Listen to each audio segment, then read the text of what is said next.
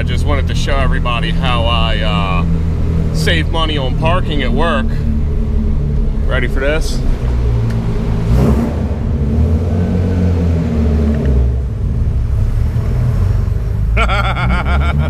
Suckers. Hey, what's up guys? So, driving Betty again today. So, you know, I was kind of just in work mode. I'm trying to get everything ready for Sunday. So, I didn't really film much of what I did yesterday, unfortunately, because I fixed my high idle problem. The car idles perfect now. As you can see, we're cruising. Well, not cruising. We're stopped in traffic right now. You can see it is right at about 900, 800. It's supposed to be about 750, so I still got the idle screw a little high, but, you know, I'd rather have it a little high than too low. So, it acts perfect now. It, you know, idles higher when it's cold. It goes down a little bit when, you know, after it warms up. And then it does bump up to about 1100 when you have, like, the heating or the air conditioning on or something that draws the extra load on the motor. So, everything is working perfect now. To sum up what I did, basically my idle air controller was not closing properly. So, and the way you test that is you just squeeze the hose, which is the one that comes from the balance bar. You squeeze that hose, and if it doesn't do anything, then that means, well, when your car's warmed up, if it doesn't do anything, then that means that it's functioning properly, because that means it's closed. In my case, when I squeezed that pipe, it lowered my idle by about 200 or 300 RPM. So that valve was stuck open. And what I found out was happening was it was actually corrosion in the connector. So I took it out because it's not a gasket sealed item. So I took it out. I used a little bit of sandpaper to sand off the contacts in both the plug and on the idle air controller, and plugged it back up, and that helped. Then what I did was, I realized that after I cleaned my throttle bodies and adjusted them, I never reset my throttle position sensor. So I went ahead and reset that, and that was easy. You basically just turn the car off, you unplug the throttle position sensor, you turn the car back on, you wait about 5 seconds, and then you plug it back up. As soon as I did that, everything went almost perfect. I mean, you could tell a huge difference. I think it started idling at about 1100 or so. So at that point, what I did was I went ahead and disconnected the fast idle controller, and I messed with the idle screw a little bit, and then I plugged it back in. Got it a little bit better. And then I checked my base timing, which was off by a couple degrees. So we went ahead and adjusted that again, and got the base timing to 15 degrees. Then we adjusted the idle controller again, got the idle down to about 800 or so. You can see that's where it sits right now, is about 800. And then I went back and checked the timing again. And once everything was done. Now it works perfect. So we have a perfectly idling 300ZX. Oh, also, I forgot to mention, I made a boost leak tester. So now this one is version 2. So as you can see here, basically I just got a piece of PVC, which was a male adapter that I grinded the threads off of, screwed it to a cap, and then I have this regulator in this valve, which is from a paint spray gun, and then I just have a basic little off-on kind of switch and the piece that connects to my air compressor. So we got all that straightened out, and I put that on and found a little bit of a boost leak in, or it's not really a boost leak because this car's not boosted, but I found a little leak in my intake, which was just a piece of, the Y piece of rubber right after the filter was just split a little bit. So, unfortunately, the other one I have isn't in any better condition. So I just went ahead and moved the clamp up a little bit so that it clamped around the part that was leaking, and it fixed that. So yeah, everything's all good to go. Definitely figured out my high idle. Everything is working perfectly now, and I am so happy. I can't tell you how happy I am, because now I have a perfectly running, strong compression 300ZX. Like, I really do not have to worry about this thing breaking now, which I'm pretty excited about. So we got a couple things going on today. First of all, I already put my tow hooks on. So I got one right here in the front, and basically all I did was I drilled a hole. You can see it comes right out of this little slot right here. I drilled a hole through my bash bar, put a bolt in there and bolted that right up there. That should be good for that one. And then the back one, and actually I also did that without taking my front bumper off, so that was nice. The back one I attached right to the rear tow hook right here with some big washers and stuff. And that hangs out right there. So we got a nice tow strap here in case something happens. And this one we can also kind of tuck up here underneath this lip. So I like that because it's out of the way. I didn't film that last night because it was dark while I was working on that and I wanted to get it done. So, but today, we got our fire extinguisher, which we're gonna mount. I bought this seat bracket kit. So hopefully that'll easily mount right to the same bolts that hold my seat in.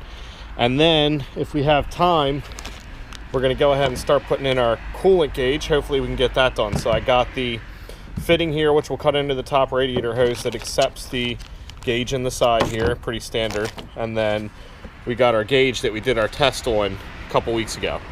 So I'm going to go ahead and get the fire extinguisher stuff unboxed and get that figured out, and we'll go from there.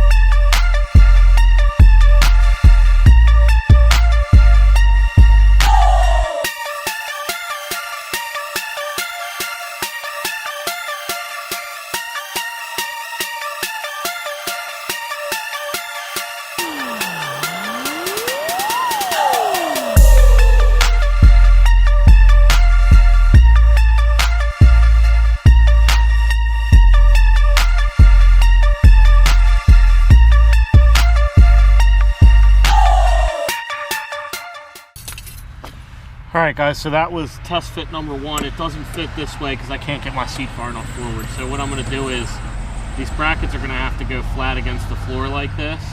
But as you can see, this angle is not right here. So I'm going to go ahead and heat this corner up and try to bend this angle up a little bit. I almost kind of want them like this so they're not like slammed against the floor. So we might just go ahead and flex this all the way over till it's flat here. So we'll see how it works out. So I bent this bracket basically into a hook kind of looking thing here, and that's going to bolt on from the back right here. And I think that's going to work. I think we're actually going to have to mount it to the front and put the bolt in from the back, so something like that. But this thing aims it kind of down towards the ground like that, which is what I want, and it should put our fire extinguisher pretty far forward. So I think we're good to go. I'm going to go ahead and bend the other one like this, and then I'm taking this back off because we're going to bolt all this up before we put it in, because I think it'll make it easier. So I'll get back to you when I got it all finished. It all done. Everything's bolted up except for these end pieces. I went ahead and put Loctite on all the bolts too. And we're going to go ahead and bolt this part back in and then get it adjusted, and hopefully everything fits.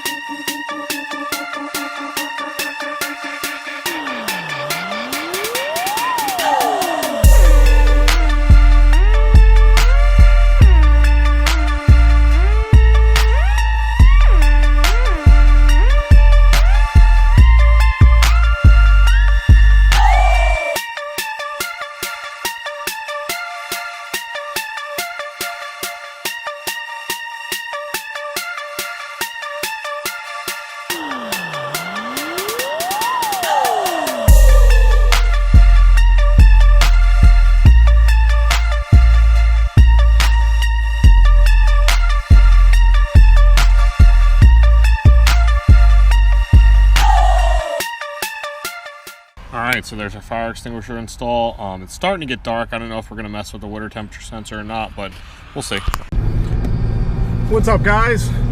So it's Saturday, day before my first drift event ever. T-minus, I don't know, like 16 hours we're going to be leaving. What I thought was going to be a nice, quiet, calm Saturday has just turned into a hectic rush, crazy Saturday. Right now, what we're going to do is I happened to be searching at my local junkyard, and found out that they got a 300ZX in 4 days ago, and it looks like it's got a plethora of goodies. So yeah, we're gonna head down there right now and pick this car before anybody else sees all the goodies that I got. Hopefully this will be profitable. But yeah, I'll keep you guys updated, and I'll let you know when we get there. We'll check it out. Hey, what's up, everybody? So I scoped it out already and I found it. Not too bad. Definitely a lot of parts have already been picked out of it. So it's a 2+2. It's an automatic, but still got some good stuff on it that I need. So we're gonna go ahead and start breaking it down. Unfortunately, somebody beat me to one of the rims, so we're gonna get these two off the front here, because I think these are staggered. If they happen to all be the same size, then we're gonna take them all. But yeah, so we're gonna grab two rims. I'm gonna try to get the timing covers off the front because I need those for the TT. Probably also gonna take the power steering pump, the power steering reservoir. I don't know, anything else I might need off the front here. Maybe a couple coil packs just in case. I might go ahead and grab that balance tube because the one on the TT is painted and it looks disgusting. I might actually go ahead and grab the coolant tubes on this one too. And yeah, I don't know what else. We'll see. We'll see how much I feel like taking off. But probably gonna go ahead and grab these tail lights too. So but anyway, I'm gonna get started. All right, guys. So let's see what we got. First thing, hood. Very excited. It's aluminum, super lightweight. 18-inch 350 zeros.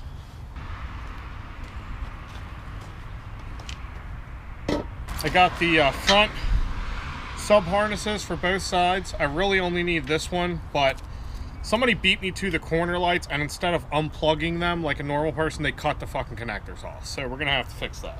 More goodies for the TT, and a power steering pump, and a reservoir. I went ahead and grabbed this PTU that was still there, just in case. We got timing covers for the TT. I didn't get the lower one because I had to take the crankshaft pulley off, and I couldn't get it off. So we got the top two. Fog light assemblies, which is nice. The housing on this one is broken, but I think we can glue it back together. So I'm missing this whole housing.